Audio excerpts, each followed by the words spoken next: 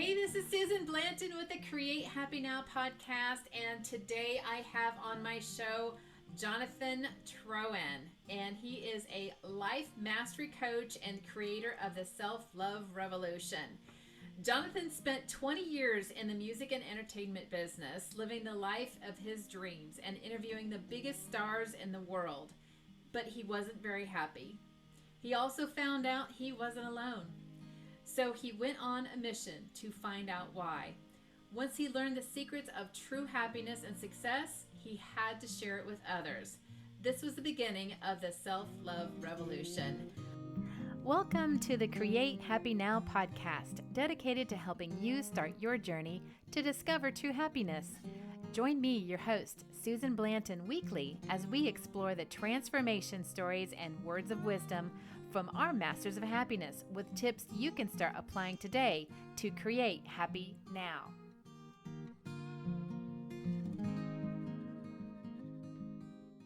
Wow, I am interested to hear about your story. That is awesome.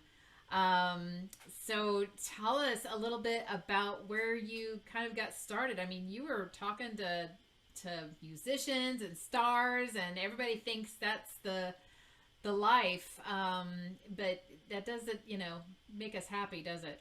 Yeah, and look, there were wonderful things. I'm not going to discount that I had some really good times. Oh And yeah.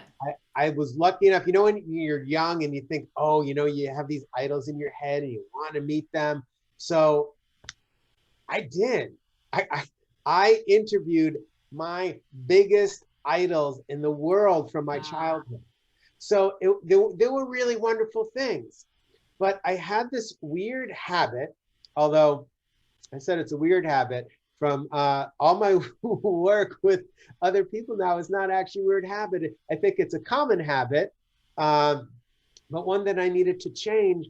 And at the end of the day, it didn't matter how perfect a day I had, what great things, what successes I had. I would review my day and pick out all the things that didn't go perfectly. So if I had a great interview, what went wrong in the interview? Or maybe I didn't line up an interview. I got rejected for someone, or whatever it was. It was weird. So look, I lived 3 blocks from the beach in Santa Monica, right outside of Los Angeles. And this is a dream. I could see the sunset out of my window. And Wow. what I would do when the sun would set, this is what I would do. I would leave my apartment and I'd walk to the beach. I'd have my feet in the water in 10 minutes. Wow. But there was still this weird story that, so I was on 3rd Street, and then I'd walk past 2nd Street, and I'd walk past Ocean Ave. And then, you go down these stairs, and then there are all the houses that are on the beach. And I had this weird story. Okay, when I live there, then I can be happy. And of course, there's this whole story before that. I lived in the middle of LA and then got to 11th Street and then got to 3rd Street. And I'm still thinking, when something else happens, there was always something else that needed to happen in order to make me happy. And this is after I had created the life that, you're told, create the life you want. Okay, I created the life I wanted. Uh, but I still was in this ultra comparison lifestyle. That's Mm-hmm. what it really was. It was a lifestyle of comparing myself to other people. And when you're in comparison mode, it doesn't matter what successes you have. You are killing your joy, killing your happiness. Oh, exactly. I mean, I think we're programmed to be perfectionists, to be honest with you. What are the Joneses doing? It's always that competition. Okay, so what happens when you win? Then what? Right? Yeah, When you get what you wanted, when you got that trophy, when you get anything that you put your mind to, then you're like, well, now what? And then if you didn't exactly do it, then am I less than? And we're constantly beating ourselves up for not being what? Perfect. There is no perfect, but our version of perfect, even when we meet it, it's like not perfect enough. it's never perfect enough. And it's funny because I remember when I was being trained how to go on interviews, right? And you were told they're gonna ask you what your biggest weakness is, and the answer you're supposed to tell them is I'm too much of a perfectionist, as if being a perfectionist was a good thing. Like, I cringe just saying, like, I can't believe that I was taught that, and people are still being taught that. In oh, my whole body just clammed up just rethinking about that. It's it's what kills us, this perfectionism, which is It's one of the painful. saboteurs, right? In my program, there are the 13 saboteurs. I'm not here just to talk about the program, but there are the 13 saboteurs, and one of them is the perfectionist. And it just shuts us down Hmm. from doing anything we want to do that will bring us joy. Yeah. I'm a recovering perfectionist and people pleaser. Yeah, people pleaser is one of the other saboteurs. Yep, yep. It's painful. It's painful to be a perfectionist because you're you're constant. If you're not getting rejected and taking that personally, you're rejecting yourself constantly. Well, that's exactly what it is. So we live in a world, I certainly lived in a world of self rejection. It didn't matter what I did. And other people would say, hey, that was amazing. You did this. How cool.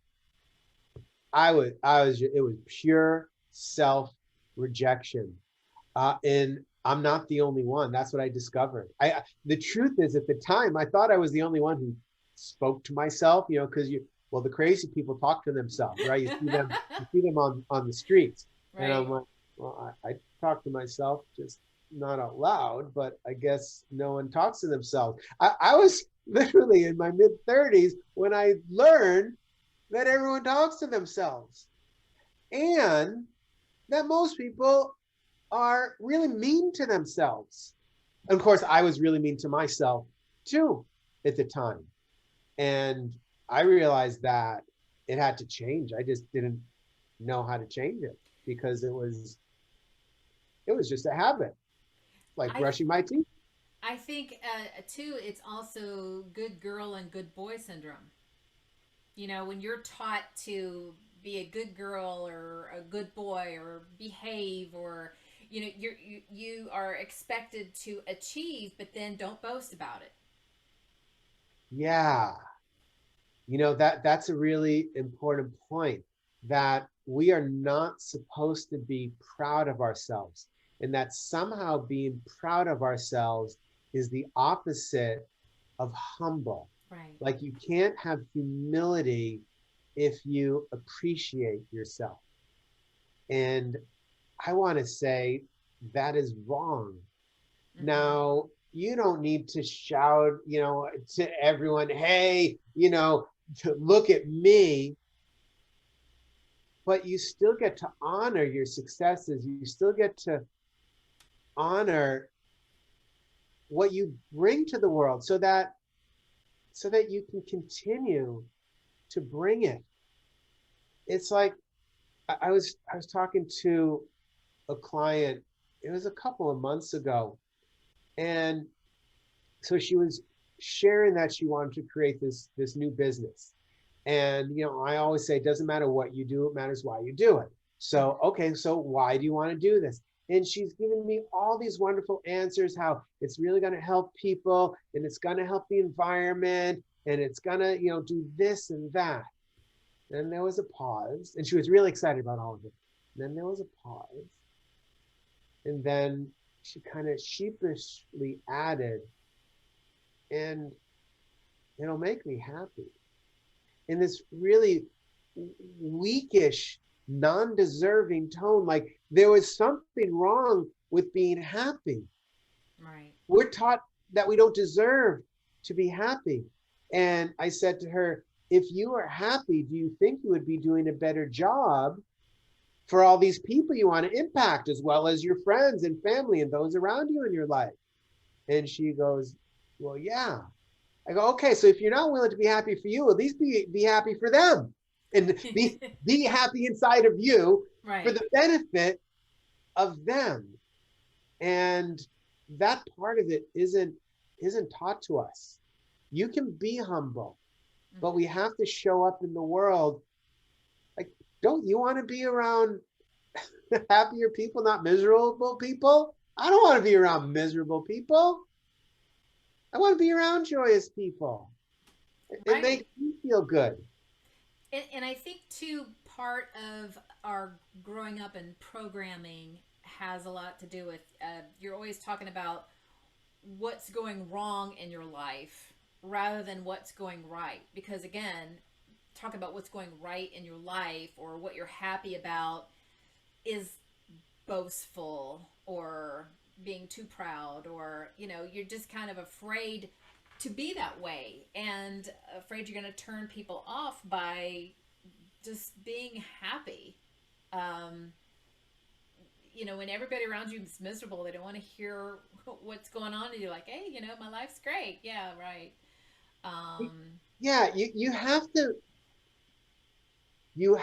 to be focused on why you're sharing what you're sharing. Like I was, this is a bunch of years ago, but I in the times we could get all together, I had a group coaching program at the yoga studio that we have here um, in Austin, and I forget what the main subject was that day, but this question has stuck with me over the years, and it was, so if you're sharing with friends, like how can I share with a friend that I had a massage for myself when they're struggling, or they didn't go to for a massage. And the truth is, I remember so well because at the time I couldn't answer the question. And so I went home and really thought about it. And then the next week I went back and I said, I have your answer. Is what I believe is your answer. And it depends on your purpose. If you are boasting, hey, look at me, I got a massage because I am the shit. I don't know if I'm allowed to say that here, but then that's not good. no. But if you're simply sharing your day to create connection, because we as humans are wired for connection, connection makes us happy, disconnection makes us sad. So we are on this just wanting for connection. That's what we're wired for. So if you're simply sharing your day, hey, I went for a massage and it felt really good, then share it. Well, We have to yeah. know our purpose. I think what we were taught about being boastful, that what they really didn't include about that was it was okay to be happy with what you were doing, but you couldn't put someone else down in the process. Yes. So then the question to ask is, how can I bring someone up? Right. How can I help someone join me in this?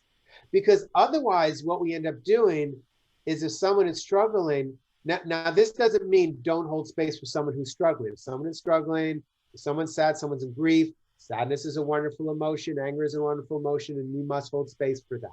Right. That said, if someone is in this constant state, if we deny our own happiness and joy so that we can meet them where they are, we're not helping them. But can we create enough space so that they can join us? Not force them to, not make them wrong for whatever they're going to. They're in their journey, they're perfect just the way they are. But can you create enough space that they might want to walk in to your zone of joy, of happiness in your experience? Don't Right. put people down. That's horrible. No. Right. But you can still be proud of yourself. Hey, I can still tonight look in the mirror and go, Jonathan, awesome. I can look at this interview and go, oh, well, you messed this up and you slurred your words and you stumbled, but still awesome for showing up, awesome for sharing, awesome for making this amazing connection with Susan. And I can focus on that. If you're afraid to share it with someone else, okay, at least share it and own it for yourself. I think there was two words that I learned how to say that helped me just stop with all of the nonsense that we had been brought up to believe. And if something would happen, I'd get all like before I would always get all upset about it or think, oh, what are people going to think and all of that. And I would just say, oh Yeah. well, and just go on. It is what it is, and just be okay with where you are. That's the whole practice of acceptance. It's okay. And it's weird because part of it in that program that you're talking about, we're also taught to celebrate the really great things, uh, and then to complain about all kinds of stuff. And so we live in this world of highs and lows. Like we're not grateful for the mundane things. The water is running, that my neck can still turn, that my hands work and my eyes work. We're not taught to celebrate those things. Um, but if something great happens, you can be happy about that. If something bad happens, well, you can, you can own the misery about that. So we live in this roller coaster ride. But the truth is, most days, nothing amazing happens, other than it's pretty amazing just to walk on the earth. But nothing non-normal happens, and nothing horrible happens on most days either. Most days are simply okay. And if you can be okay with having an okay day, you are going to have a fantastic life, because most of your days are okay with cool things happening, like your hands work and your ears work, and you can still walk, for most of us, some of us anyway. I think if you spend the day searching, not searching, but recognizing what's going right rather than what's going wrong, then you're going to see more and more things going right. You know, if you Yeah. seek, you shall find, right? Yeah, that's the key. You have to look for it. It's like, so I'm in Texas, and I don't know how long it was, but a month or a month and a half ago, we had this really big freeze here, like Oh my we gosh, I haven't know. had in decades, certainly since I I had moved power here. outages too, right? Power outages, water pipes bursting. We were with that people. We were without water, people without water for days. And what do you think we were all doing? We were complaining about it. Mm-hmm. But I don't hear anyone celebrating on a daily basis. Hey, I turned on the faucet and my water's coming out. Now, really, think about the miracle it is to have water come out of a faucet in your home. Not On only does there demand. on demand. There needs to be water. There needs to be people that manufactured pipes. There needs to be people that put those pipes in place all around the city. We don't even think of all the people who are involved with making this happen. We just take it for granted. And when it doesn't work, we get really pissed off about it, right? We get pissed off that the power is out, but we don't we don't say, hey, thanks, when we go to the light switch and flick it on. Instantaneous light. Right. Like, these are the things we just have to look at. And I'm not saying you got to jump up and down every day when you turn your light switch on. But once a day when you turn the light switch on, you could just pause and go, wow, it's pretty cool. I have light here. Right. Right. Um, I have a team that works for me, and I tell them every morning, let's email each one of us on the team emails the entire team, and we state three things that we're grateful for every morning, because you have to sit there and think, what are three things that I'm grateful for today? And sometimes it's just, sometimes you say, well, it's a rainy day, it's going to wash all the pollen away, or it's a sunny day. It can be anything, and anything is okay because you were grateful for it. Yeah. It's like one of my favorite stories is the story of is it The Good Life? The folks that make those shirts. What's that shirt company called? I Is don't it the know. good? I don't remember. I think it's The Good Life. Um, but and it's a shirts, hats, like the whole thing. And they shared the story. I think it's two brothers that have the company, and they share the story that every day when they got home from school, their mother asked them, "Tell me something that good that happened today." So every day they were just searching for something good so they could report back to their mother. Most of us are searching for things that didn't go well today, things Right. that went wrong so that we can supposedly fix it. But yeah, if you rewire your brain to focus, what's good happening right now? What can I be grateful for? Uh, After a while, your mind just reprograms itself, and all day long you're looking, oh, there are new buds outside. Oh, those buds turned into flowers. Oh, look how big those flowers are. Oh, those flowers are falling off. It's time for a new renewal. You can be grateful for all the stages now.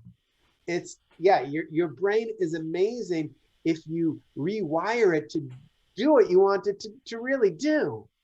And then those things start to be more uh, apparent in your life. Things start to go easier. People tend to come to you when they have something to complain about. They're like, oh, I don't want to complain to her. She's, I don't know what the reason is, but, basically you start seeing life from a different lens. Your brain will search out things that I'm trying to find the right word. Like, let's say you buy a car. Well, I'm not promoting any car brand here, but if you buy a Toyota, you all of a sudden see every other Toyota on Exactly. the road. You If catch it. I used to have a Toyota. Now my newer car, it's a Hyundai. Um, I see every Hyundai on the road now. It's like, well, it's the same thing. Your brain gets wired It's to looking look for it. for something similar. So if you program it to look for gratitude or to look for good things, it's like looking for for the Hyundai. You've wired it to look for these things. Right, right. So tell me, go back to your transformation story. You kind of were at that point where you said, you were interviewing all these stars, and it just nothing still wasn't good enough. So what was your aha moment? What kind of took you on this path I had about 100 or hundreds of aha moments. now? But I guess there was this one time there was this little park overlooking the beach that I was talking about before. So there was this park and it was beautiful. Watch the waves, and I would walk there all the time. And at the time, I was always in hiding mode, and I listened to music because I was not open to the sounds that were going on. This is how I hid, and I love music. And I'm not saying it's bad to listen to music when you walk or anything like that, but it was my hiding from the world. So this song comes on, which I had listened to thousands of times before. I had seen the band live. I had interviewed the band. Like it's a band called Social Distortion.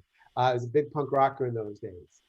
And the lyrics to the song were, "You can run all your life and not go anywhere." And it was like I had never heard it before. And I paused and I go, is that me?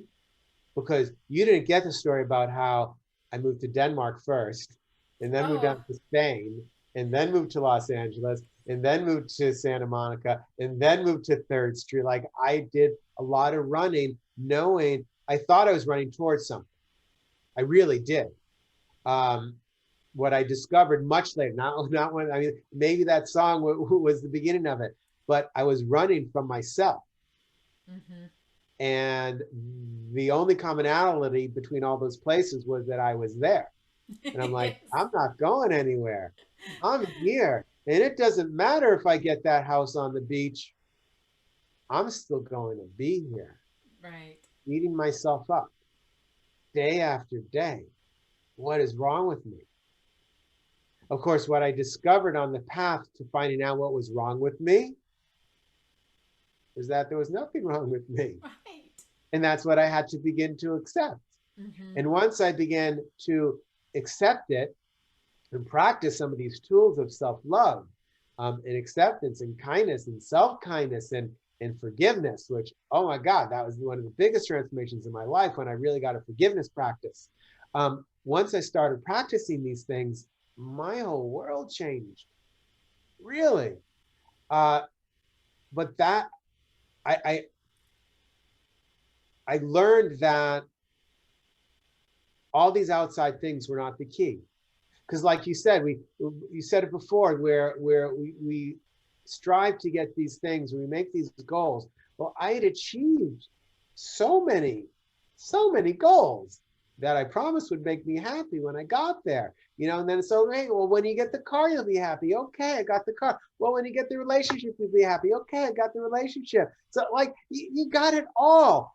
What does it take? Well, okay, well, that house and that job and that paycheck and it's like, oh no, no. When it changes in here, then you're happy. And the crazy thing about it is when it changes in here, it changes out there. And I didn't understand that. That's not what we were taught.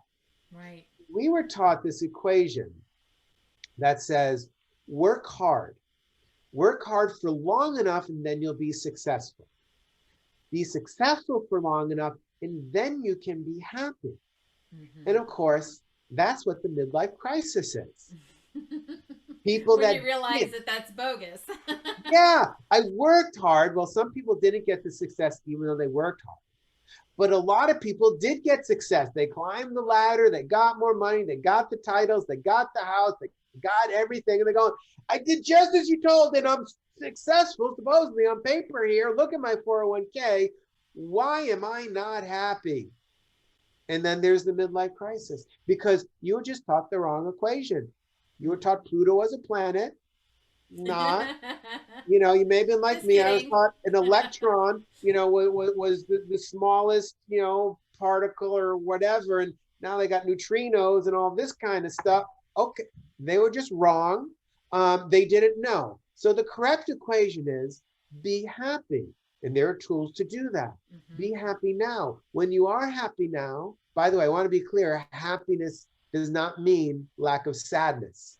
Sadness is okay. Right. But I'll get It's back an to the equation. We emotion can that, talk about that if you want. yeah. But the equation, be happy now. When you're happy, you are successful because isn't that why you're working so hard in the first place? And when you're happy and successful, it is so much easier to do the work and the hard work that you are on this planet to do to contribute and to help other people.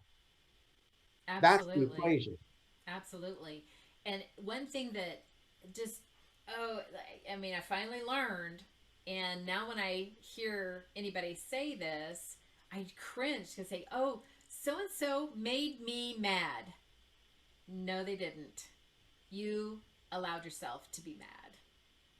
Nobody is responsible for your own happiness, nor are you responsible for anybody else's happiness. Was a game changer for me. Yeah. And I see it that way. And I see it a little differently as well because it's not someone's fault if they're angry. It's not the other person's fault that you got angry either. But something in you was triggered that caused you to be angry. And it's not bad to be angry. Right? People say don't be angry. I don't know a single person on this planet who's never been angry. It's fine being angry. You have a right. You get to be angry. Not to blame the other person. Blame one of the 13 saboteurs again. And we tend to then blame people for their anger. And better to observe your anger. Oh, there is anger in me right now. I love the way Thich Nhat Hanh phrases it. Thich Nhat Hanh, great, amazing Buddhist teacher. There is anger inside me. Oh, there is anger inside me now. By the way, you're not going to catch it as soon as it happens. So 10 minutes or an hour later, after the argument is done, you can go, oh, there was anger in me, or there still is anger in me. And then begin to observe the anger and make friends with your anger. Become best buddies with your anger and find out what's there and what's going on. And then you can begin to turn the power of that anger around into something good, into something positive. But It it's just not your fault for being angry, and it's okay no, that you are angry. no, but you can recognize it. But it's the blame doesn't go to anyone but your That's own right. self, To right? anyone, not the other person, not to you. Yeah, Zero blame. it's just it. You are what you are right now. So just observe it and figure out, well, what what got me here? Was it something they said, something they did, something I felt? Something reminded me something that I didn't like about myself, which is true. Usually somewhere hidden Yeah. in there. It's usually something that you're upset about yourself with.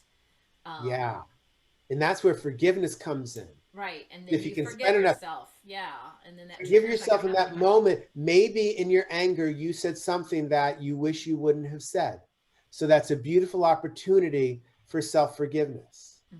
And then going back, seeing if you can find where that original trauma took place. Although you don't have to find your original trigger points in order to heal them. You No. don't need to know the story that took place. But if you do, okay, and you can practice forgiveness for the other person that did something to you when you were 15 or 16 or Hmm. 25 or whatever, or Hmm. yourself because you did something or didn't do something that you wish you would have done. These are such beautiful times for forgiveness and acceptance. And these are keys to your present moment happiness. I agree. And I think also when you do forgive others and you forgive yourself, that pattern of repetition starts to break. Yes. Yes. And especially when you can forgive yourself. And again, not that anger is bad, but you will find that it shows up less. You'll find that your annoyance with other people, those Hmm. things that they would do that bothered you all the time, that they bother you less because you are beginning to be kinder to yourself and accepting you as you are, perfectly imperfect, imperfectly perfect, however you want to look at it. When you begin to accept your mistakes with kindness, you begin to accept other people's mistakes with kindness. And kindness is just a virus, spreads from person to person. And then we all get to be around kindness. Right, right. I wanted to also mention to you that recently this was just a great way to, I guess, visualize, like if you have a mistake or something you're not too happy with, um, that it's not a mistake, it's not a rejection, it's not a failure, it's feedback. Mm. Yeah. It's feedback on, because all of our life is an experiment, right? We're trying this. Did that work? No. We try that. Does that work? No. Did we accidentally add something in this experiment and that was, didn't work out? Well, that's this feedback. It's all feedback in our experiment of being a human. Yeah. I love that analogy. If if we just looked at this life, if we treated this life like it was one big ongoing experiment, and experiments are playful. You're mixing these chemicals and seeing what happens, and will the beaker explode? If you can look at life like that and do an experiment and see what the results are. If you like the results, do the experiment again. If you don't like the results, Trash change it. the variables, Try change the again. experiment, put something else in. It's such a playful way to show up in life as an experiment. I love that. Well, and look at puppies or look at kids. They don't do anything hoping that they're not going to fail. They just do it. They want to try walking. Just because they fall down doesn't mean, well, I guess I can't walk. Yeah. And puppies are, gonna go up to a kitten and or a cat and try to be friends and the cat's not friendly and it's just gonna bad at it and well it just realized that that particular cat isn't gonna be its friend necessarily but oh well let's go on to something else and it Yeah. just right so why We, can't we be that way well, we can be, but we it's can taught out of us. And mm-hmm. that's part of the difficulty. Uh, we are born creative. There is Mm-hmm. so much creativity in us. But then, and I want to be clear, I'm a big fan of public education. I am the son of two teachers. I just think it needs to be tweaked a little bit. But we put children in a classroom, sitting at a desk for I don't know 6, 7, 8 hours a day, in saying, fall in line, Mm-hmm. get the answers right. And if it's wrong, you get a big X. Whoa, I don't want the X. So how do I do this right? I mean, I was a great test taker. I wasn't a great learner. I knew the goal was to get a good grade on the test, and I became a very good test taker. That is much different than being creative, than learning, any of that. And the truth is, for me, when I finished college, there were no more tests. I had no idea what to do. In a way, that's why I had to create that life that we spoke about before, because no one was giving me a test to pass. I'm like, what do I do now? Someone tell me what to do. Because for well, 12 years of school plus 4 is that 16 years in kindergarten, 17 years, someone's telling you what to do. And then when you're out on your own, well, all your creativity is gone.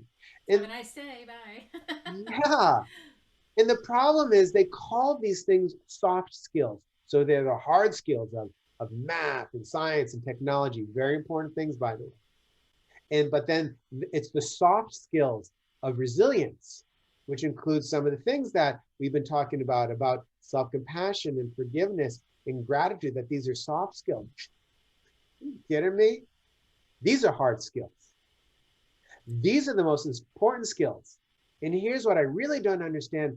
Harvard University, which everyone talks about, right? They're the pinnacle of knowledge. Well, they researched this, and their research came out saying that resiliency skills are the number one determinator of future success.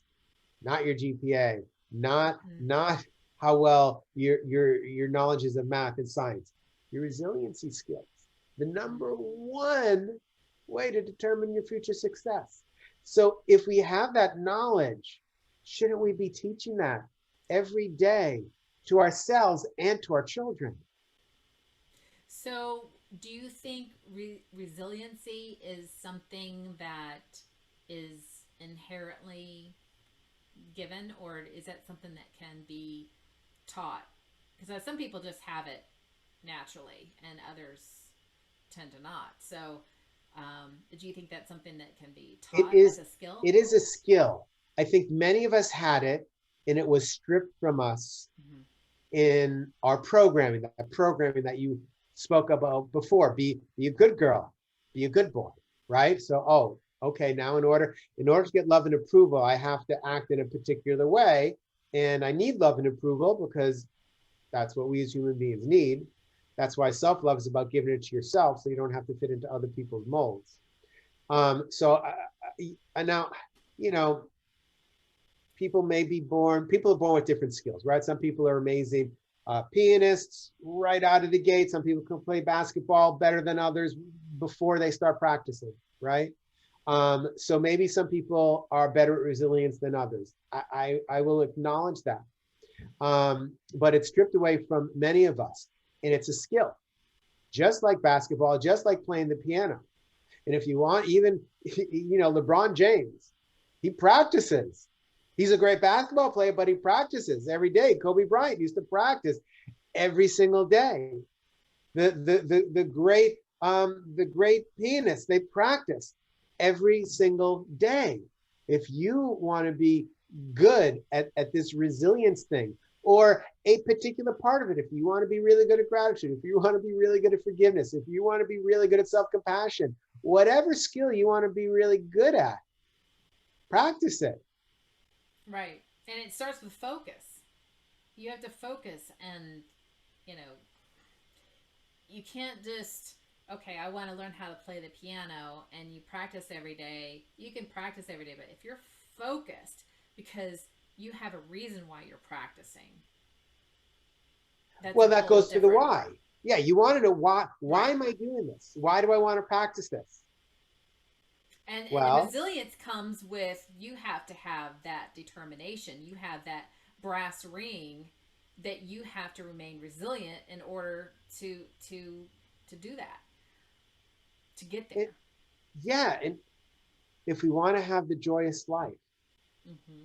you got to be resilient. So if it's important for you to have a joyous life, and if you have a business, if it's important to you to have a thriving business where you enjoy it and all of your employees enjoy it, or if you're a parent and you want your kids to live a joyous life, then don't just teach your kids resiliency skills, practice them in front of them, because they're not going to listen to you. They're going to do exactly what you do.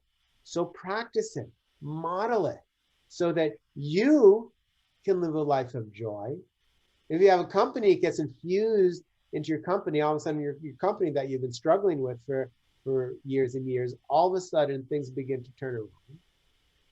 And I worked with a lot of entrepreneurs. I worked with a lot of parents too. When they start changing themselves, then the relationship with the children start to change, and the children's behaviors start to change. When they're just trying to control everything, taking away the creativity. Mm-hmm. And I'm not saying don't have structure. Yes, you need structure, and especially if something is dangerous. But if you're just seeking to control for the sake of controlling, then you got to ask yourself, what is my purpose here? And then choose accordingly. Whatever you resist persists, right? Yeah.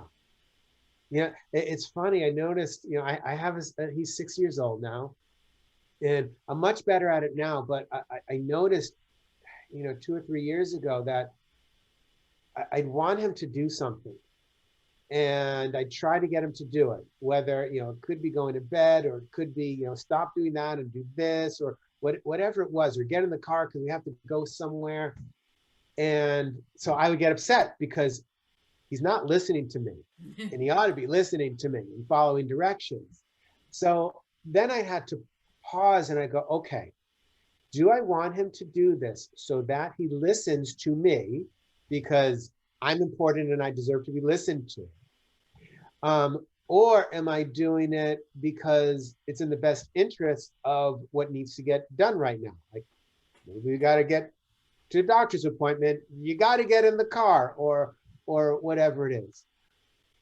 And I really started changing my behavior. If I noticed it was about me, I stopped and I let him do what he was doing to finish whatever creative thing he was working on, let him get it out of his system, and then move on.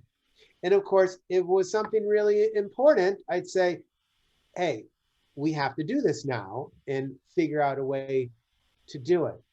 But I really tried to do it in a way that wasn't simply about controlling, Right. because we seek to control the world around us, and we don't have to do that. Right. Right. I agree. There's so many things that I have learned that I wish I had known back when my kids were little and I was raising them. That I just wish I could do differently, in that matter. Letting them explore, letting them be a little bit more individualistic, trying to control them less. I mean, I think that definitely we don't have a manual, but I think it would be definite.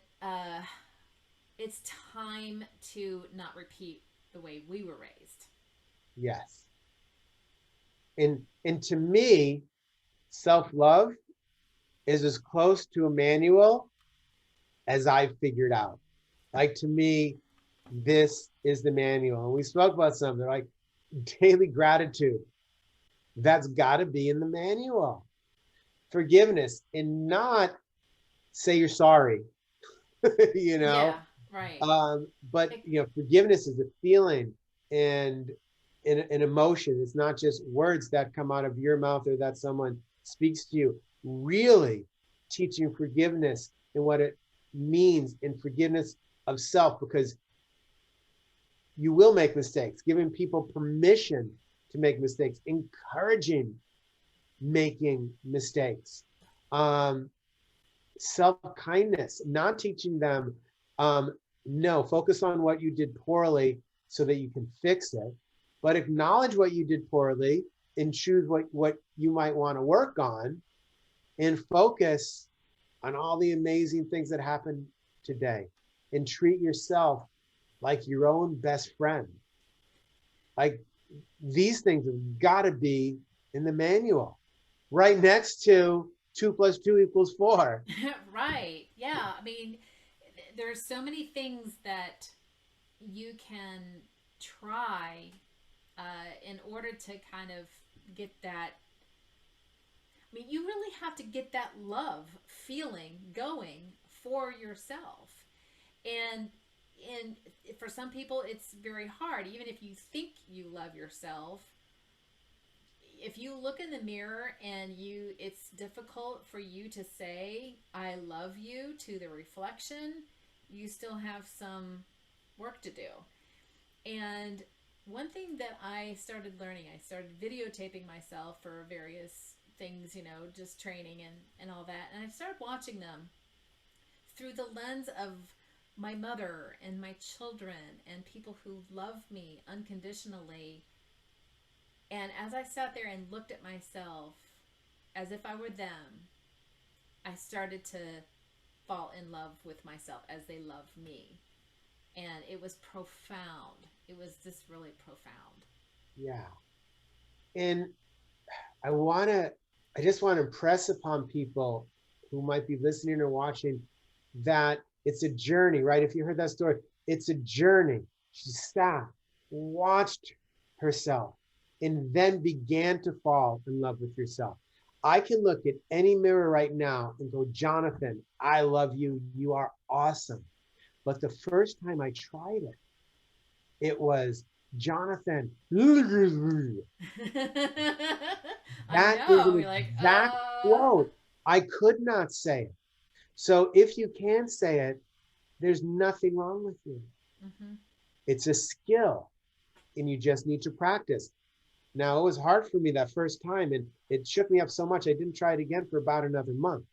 But I knew I had to get back up, and I began practicing, and I practiced more and more often. And then I learned some other skills to go along with it, and understood the 13 saboteurs and what they were doing in my head, and got more access to my future self and my inner guides to help me with the journey. So there are tools that can help you, but it's simply about practicing. And it's a journey. And it's not like I don't have negative self-talk. I do. I still tell myself, you screwed this up. I just acknowledge it, forgive myself for it, and then I focus on what went great that day. And I do that every single night. I look in the mirror. I used to look at the mirror every single night and focus on everything that went bad that day. Mm-hmm. Now I look at the mirror every day, like brushing my teeth. I often do it while I'm brushing my teeth so that I make sure I do it every day. And I review the day, and I just review everything that went well, even if it's just watering the plants, because I used to be a plant killer. So if I water the plants, that is huge success for me. So I go, hey, you watered the plants. You go, hey, you were a good dad today. Hey, you showed up and you did this cool interview today. And whatever it is, you did laundry. Good, but you didn't fold it. You just did it. Well, I'm going to celebrate on the doing part of it, and then the next day I'll celebrate the folding part of it. We just have to start focusing our mind on celebrating ourselves, programming ourselves to do that. We were programmed to do something differently. We don't have to blame the people that programmed us. They were doing really what they thought was That's right all they out of knew. love in our best interests. And we can change it today and we can begin modeling it for the next generation. And it's starts with choosing, right? Yeah. You have to make that choice. Um, I went through some health issues a few months ago, and it really like threw me for a loop, because everything was going great, and all of a sudden, just kind of happened all at once. And so I thought, well, why am I feeling this way? Why? What happened here? And when I started appreciating what I was going through and what I was feeling and acknowledging it and being okay with it, and then I go, well, what? It really kind of made me decide what I really love. What do I really want to do? What do I want to be? I want to be me, but who's me? And you have to constantly ask yourself that, because you're always reinventing yourself and trying to improve how you feel. And so I just said, well, I'm just going to create the best version of myself, and I'm going to start over again. And just every day it was like, well, I feel a little bit better today than I did yesterday, and the next day, oh, I feel a little bit better today than I did the next day. And that's all it takes, is to just focus on making that choice every day. Yeah. It's what you said before. It's about how you focus your awareness. Things happen to all of us. And sometimes they're little things, and sometimes they're big things. And choosing questions helps you choose your focus. So often we ask, why did this happen to me? If you ask, why did this happen to me? You will get an answer, and it will turn you into a victim, one of Mm-hmm. the 13 saboteurs. They keep Mm-hmm. coming up. You can also ask a very similar question. All you need to do is change one word. Why is this happening for me? And Right. that will turn your brain, it will send your brain on a search for answers for how this can benefit you. Not a right or wrong question. I'm not saying you have to ask one over the other, but choose. Do you want to ask, why is this happening to me? Or do you want to ask, why is this happening for me? You know, I teach self-love. And that's a lot of what we're talking about here. I also have a mindfulness center, a yoga studio, and I do teach yoga there. And so a couple of years ago, I pinched a nerve so badly that I couldn't move my arm above my head. I literally could not move my arm without taking my other hand and lifting it. If I did, it would just drop. It's like, well, what's wrong? How can the yoga teacher, you know, hit his What nerve did and you he do? can't move his arm? So all those kind of fears come up. What's wrong with you? And I focused on, why is this happening for me? Why is this happening for me? It's made me a better yoga teacher. It's made me a better student of yoga, right? Because if you're a yoga teacher, a yoga student, I'm a better practitioner of yoga, because I had to learn more things about the body and physiology and how things are connecting. And now when a student comes to me and they're having really, I've had students come to me who can't move their arm. This was not frozen shoulder, but who have frozen shoulder and things like that. And I would do my best to work with them, and we got some success. But I did not have an understanding of what it's not like to be able to move your arm. I mean, how can I understand it? I've always been able to move my arm. Well, now I understand what it's like, and I am a much better teacher for those students. And now I can move my arms. Yes, I practice gratitude for that, because before I didn't, and then it stopped moving. I was pissed off. So I go, oh, I better start practicing gratitude when they are working. Hey, arms working. And now when a student comes to me with those kind of difficulties, I go, I got you. Yeah, I know what that's like. And we're going to work together on this. And you're now grateful that you actually went through that. Yeah, it was so beneficial for me. Mm-hmm. So powerful. So tell us a little bit about your self love revolution. So when I began this journey, right? In the beginning, you were talking about, how did you transition? You're in Hollywood, interviewing stars. And so when I figured out something was wrong, and what was wrong was that nothing was wrong, I started researching. I kind of went back to school in a way. And, so I learned about the voices in your head. I learned about the inner critic. At that time, I learned about one. It was only from working with clients where I discovered these aren't all the same inner critics. And then I started identifying them as perfectionist, people pleaser, victim, some of the things we've spoken about. But I learned about the inner critic. I learned about, some of the inner guides. I learned about taking massive action. I learned confidence skills. I learned goal setting skills. And all of these were really helpful. I use them today. They're good tools, and they are part of the self-love revolution. But even as I was applying them, things were missing. I'd have great success, but then I'd fall back down. And I'd have another great success, and then I'd fall back down. And I couldn't figure out what this cycle was. And then I kept researching, and then I came across this self-love thing. Well, okay, and and then I went to the mirror, and I couldn't talk. Well, okay. And by this time, I had been coaching for years. So when I first learned about that, I said, oh, yeah, I saw a Louise Hay video. I go, oh, this, she says, go to the mirror, do this. I'm like, I'm going to do that. I'm teaching people success and confidence. I got this. I was floored when I couldn't do it. Mm-hmm. Floored. I had no idea that I had these thoughts that were still going on inside. But that was in a whole nother world than taking action and confidence. So then I started practicing that. And then I learned about forgiveness, which is the most important skill we're never taught. Truly, a daily forgiveness practice has changed my life more than anything else I have done. And it is daily now. But they were, in gratitude also, they were all in different places. And I'm like, I can't do this. I can't have this over here. And I decided I need to put all this in one place for me. Like, how do I figure this out for me? So, because just telling yourself I love you without taking action is not going to get you anywhere. Yeah. Of course, taking action when you beat yourself up every day is not going to get you anywhere. Believe me, I played that game long enough. So I said, how do we put it all together? So I put it all together in a way that makes sense to me, that I can actually really practice things on a daily basis. So overwhelm is gone. Like at any moment of any day, I can just ask the right question and I know exactly what I'm supposed to do.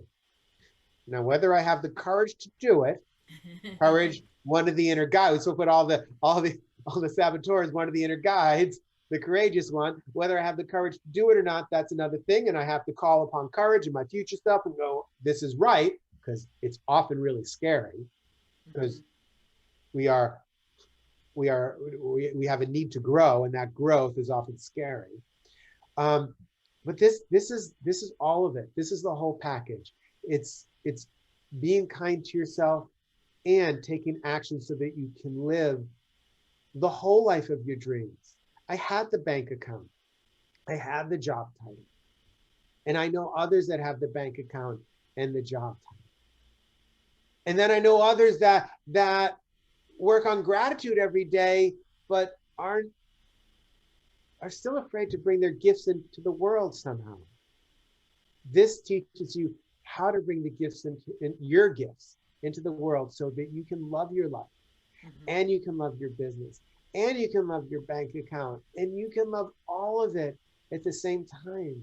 You don't need to choose anymore. Right.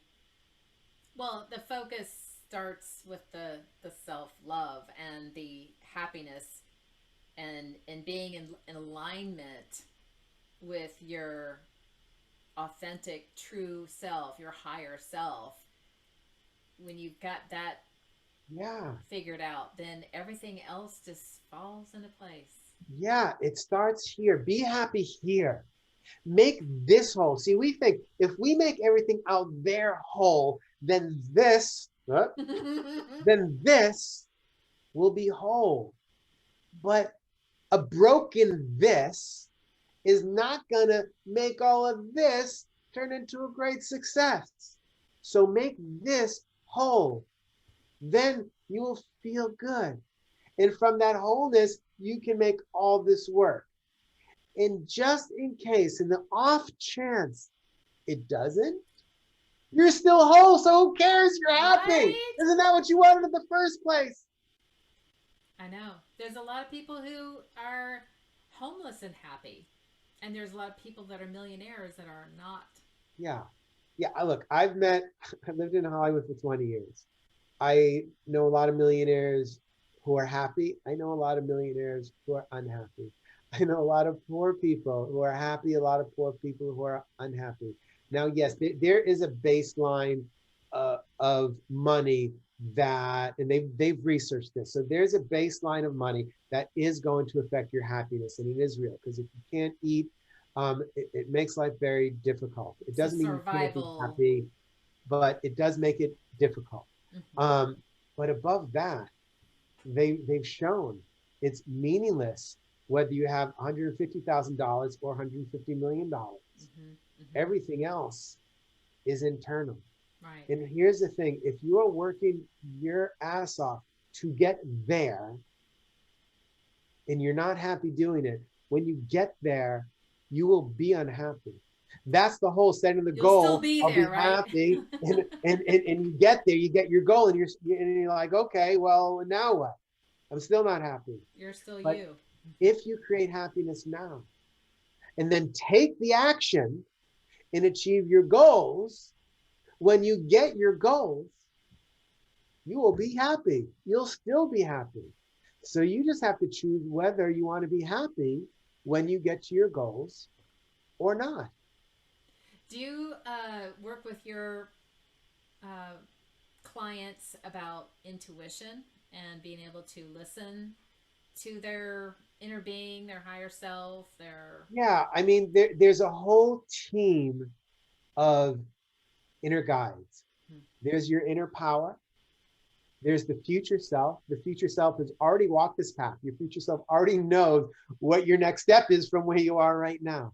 There's the child self. We spoke about that children, you were mentioning, they get up, try and walk, and they fall down. So there's that child self that has all the creativity.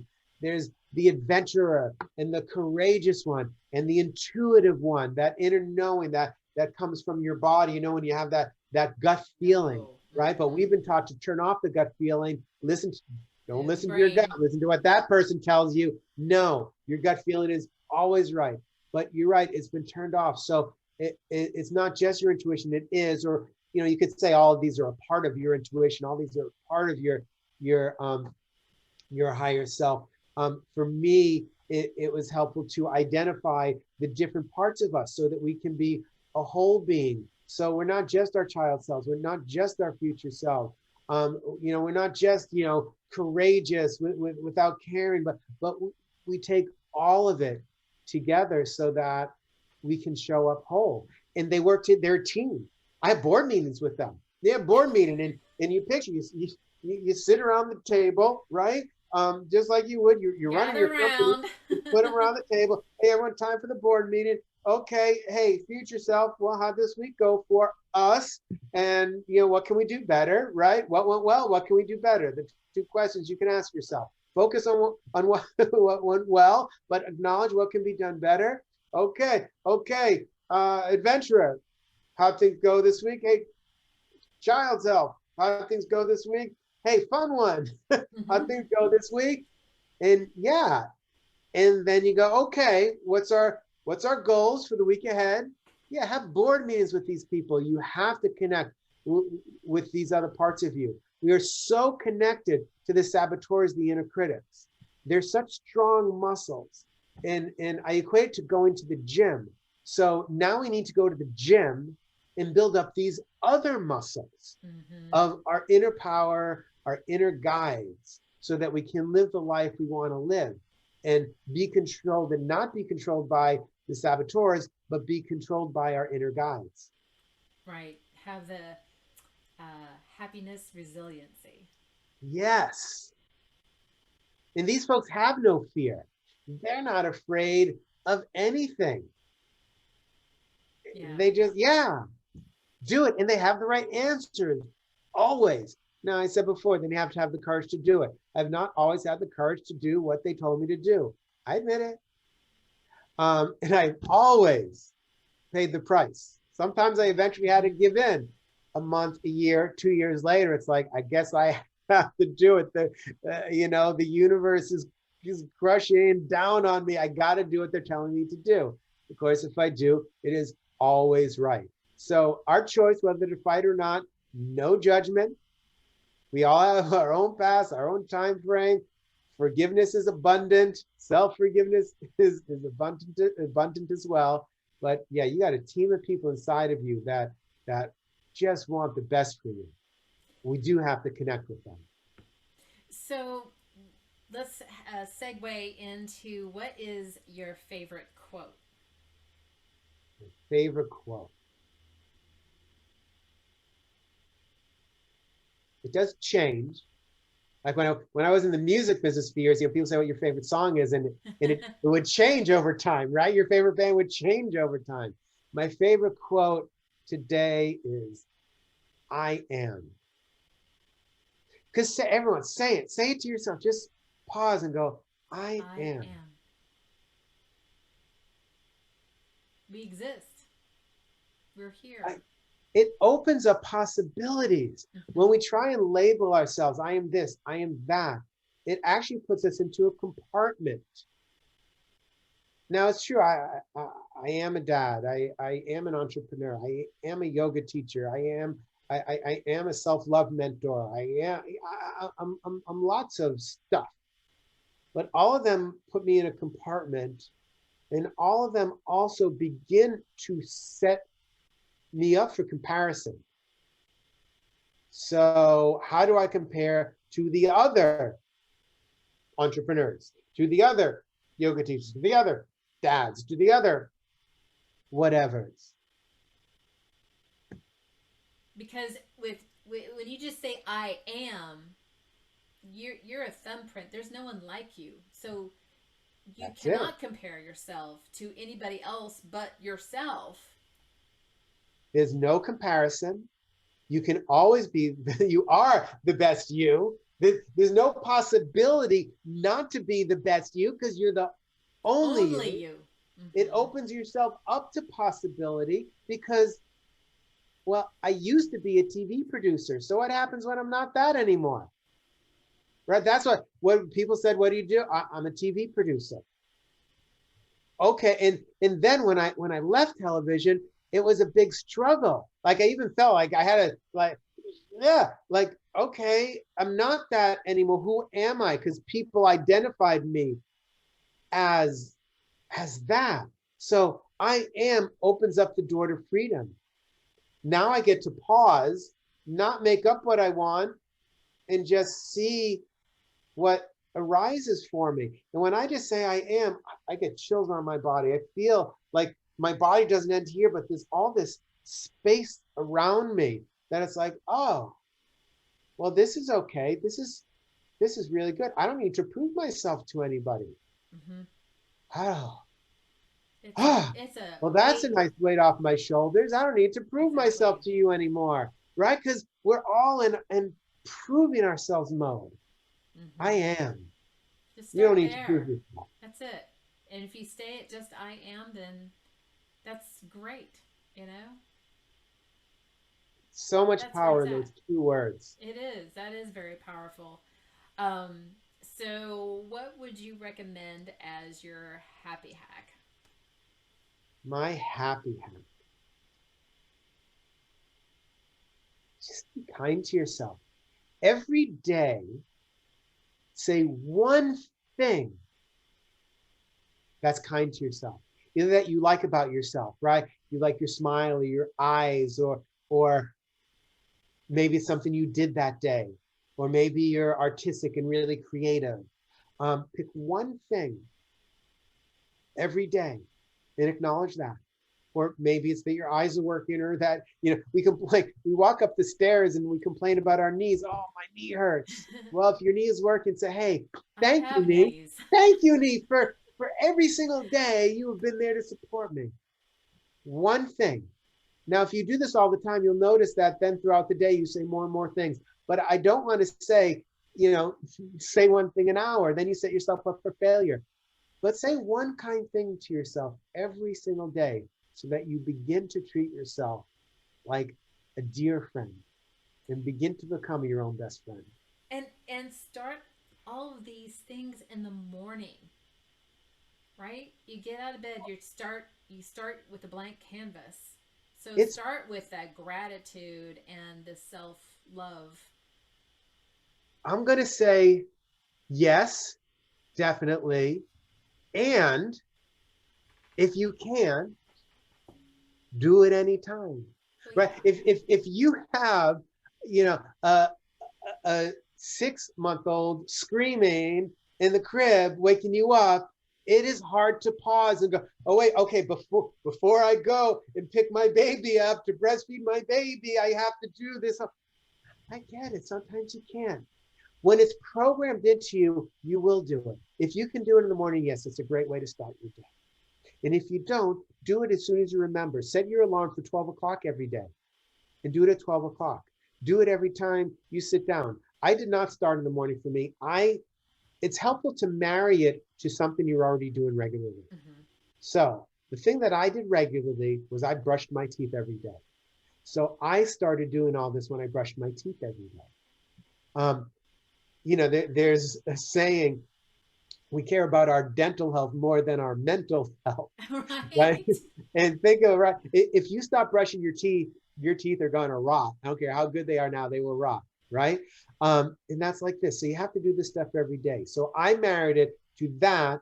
And for me, I didn't always remember in the morning when I woke up, although it's a good time to do it, but I remembered it in the evening, because my head was more awake. I woke up really groggy and tired. Oh, another day I have to face. That's how I was. And then through Mm-hmm. the day, I would remember, oh, wait, no, I can act differently. And then at night was, okay, my gratitude. And I didn't have forgiveness back then. But now the forgiveness is with it. The self-love is with it. The celebrations are with it. So when you do it at night, also what happens is you release everything from the day and you sleep better. Right. So that when you wake up, you can have that clean slate that you're talking about and then wake up with gratitude and all of that. Mm-hmm. So Mm-hmm. yes, I agree with you. Do it in the morning or do it in the evening or do it Both. anytime you can. Just do it. Mm-hmm. One kind thing to yourself every single day. Yeah, absolutely. So tell us what you have for the listeners who have tuned in today. So one of the really popular things that I've offered to people in the past, it's a part of the self-love revolution course. And it's really one of the more popular parts. So I can offer what I call the turn fear into a friend cheat sheet, because fear, I mean, it pisses me off when people say, to get rid of fear or overcome your fear Yeah, face or it. fight your fear or conquer fear or any of that. No, stop that. Stop it. Don't conquer your fear. Embrace your fear. Love your fear. When you begin to love your fear, fear turns into the most powerful superpower you can have. In fact, my goal, I don't succeed every day, but my goal is to be afraid of something every day, because that means I'm learning and I'm growing and I'm using that fear to turn it around into a superpower, which then does turn into love. Really powerful. So I call it a turn fear into a friend cheat sheet. It takes you through all the steps to embrace your fear and then transform it into a superpower so that fear no longer holds you back from taking action, but encourages you to take the right action right now in this moment. So you said you'd look for a fear every day. What was your fear today?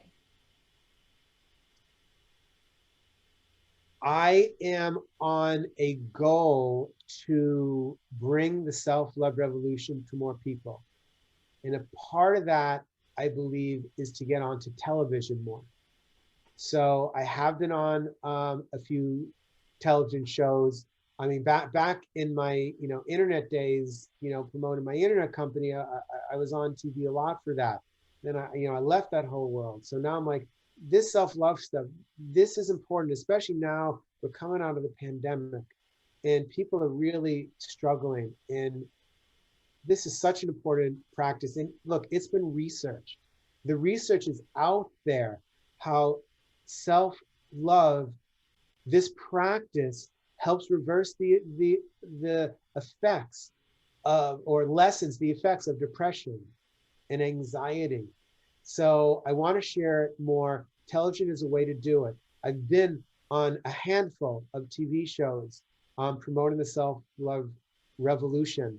And today I sent out about, I'd have to go and count, about 10 more pitches to be on TV shows, because I don't know when people are going to be listening to this, but it's April right now, and next month in May is Mental Health Awareness Month. So I want self-love and the self-love revolution to be a part of mental health awareness, because in my experience, this is not, I have to say, not a doctor. In my experience, though, this is the most powerful way to help combat depression and anxiety, live through it, and to help build your mental health, your mental wealth, your mental well-being. So that's what I did that was scary today, because that's moving into, not that I've never done it before, but it's moving into a new place for me. So everyone listening, get your energy out there and help me make this a reality. Have some of these TV shows say yes, so that we really can get this message out to people in the next generation. That's amazing. It is definitely something that needs to be taught to the masses. Yeah, we've stood by too long watching people struggle and telling them that the answer to their struggle is that they're not good enough. It's your fault. If you work harder, it will all be okay. And we all know so many people that are working so hard and it's still not okay. And it's not their fault. We just weren't taught the right tools. Mm-hmm. These are the right tools, alongside of your math, science, technology, English, all of it. But these are the tools that are going to allow you to use those other skills to create amazing things in the world and to be happy. To be a creator, right? Yeah, to be Because the that's what we're creator. here. We're here to co-create, right? Yes, And if we're afraid to co-create because afraid that we're gonna fail, and then we're back to square one again. We're yeah, not happy. yeah. Self-love, I say it turns us into our own best friends. And Yeah. what it also does, to your point, is it allows us to stop hiding, right? I can go up on stage in front of 1,000 people or more, whatever. And I won't say I'm not afraid. There is fear because it's important. If you're never afraid, you're not doing anything that's important to you.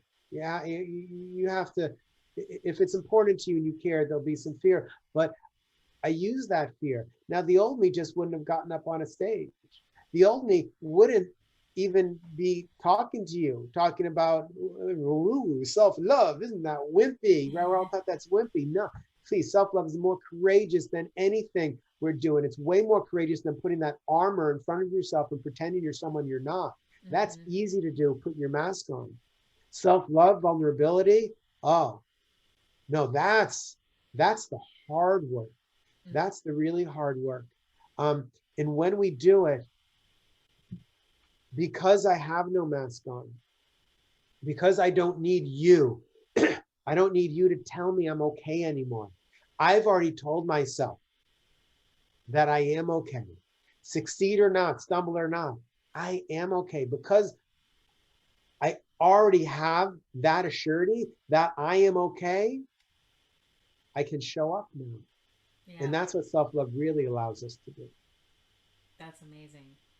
Well, I really appreciate you coming on the show today, Jonathan, and I will have all the links to your cheat sheet and how they can find you at your self-love revolution. And I was so excited for you and this adventure you have in getting the word out about teaching people how to love themselves. I mean, it's just so profound. Thank you so much for this. Thank you so much. It's been such a joy to be with you and talk to you. And thank you for sharing the message of self-love. Oh, you're very welcome. And maybe we'll be on the show again. I would love to have you back. Would love that. Take care. Thanks for listening to this episode of the Create Happy Now podcast. If you liked today's episode, please subscribe, rate, and leave a comment on the additional topics that you would like to be featured on the Create Happy Now podcast. We'd love to hear what you have to say. Catch Create Happy Now on YouTube with podcast recordings and additional videos. Look out for Create Happy Now Facebook group, courses, books, and more. If you would like to stay on top of Create Happy Now creations, subscribe to the podcast and YouTube channel so you can start your journey to create happy now. You can also find Create Happy Now on Spotify, iTunes, YouTube, Podbean, Stitcher, Deezer, Amazon Music, and iHeartRadio.